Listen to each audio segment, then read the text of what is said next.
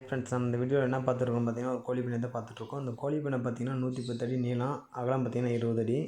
நம்ம ஃபஸ்ட்டு வந்து ஒரு 50 அடி செட்டு பண்ணி கொடுத்துருந்தோம். அதை பார்த்துட்டு எங்களுக்கு இன்னும் ஒரு எக்ஸ்சேஞ்ச் பண்ணணும், இன்னும் ஒரு 60 அடி எக்ஸ்சேஞ்ச் பண்ணணும்னு சொல்லியிருந்தாங்க. அந்த 60 அடி எக்ஸ்சேஞ்ச் பண்ணியிருக்கோம். அந்த 60 அடி எக்ஸ்சேஞ்ச் பண்ணுறதுக்கு பார்த்தீங்கன்னா எவ்வளோ செலவாச்சுன்னு பார்த்தீங்கன்னா, லேபரு மெட்டீரியல் எவ்வளோ ஆச்சு பார்த்தீங்கன்னா, ஒரு 3,30,000 ஆயிருக்கு.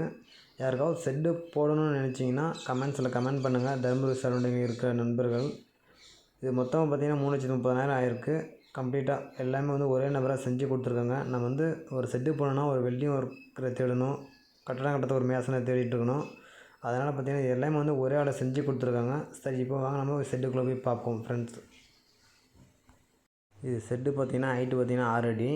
6 அடிக்கு மேலே வந்து பிளேட் போட்டு வெல்டிங் அடிச்சிருப்பாங்க ஃப்ரெண்ட்ஸ். இது பார்த்தீங்கன்னா நம்ம மறுபடியும் வந்து இன்னும் எக்ஸ்சேஞ்ச் பண்ணாலும் ஹைட்டு எக்ஸ்சேஞ்ச் பண்ணிக்கலாம். கீழே வந்து ஆட்டுக்குட்டி தான் வளர்க்குற மாதிரி ரெடி பண்ணாலும் நம்ம ரெடி பண்ணிக்கலாம். மேலே கோழி பண்ணை அப்படி ரெடி பண்ணாலும் ரெடி பண்ணிக்கலாம். அதுக்கு வந்து கம்பத்தில் பிளேட் போட்டு செட் பண்ணியிருக்காங்க. நல்லா வேலை நீட்டாக பண்ணி கொடுத்துருக்காங்க ஃப்ரெண்ட்ஸ். ஓகே, பாய்.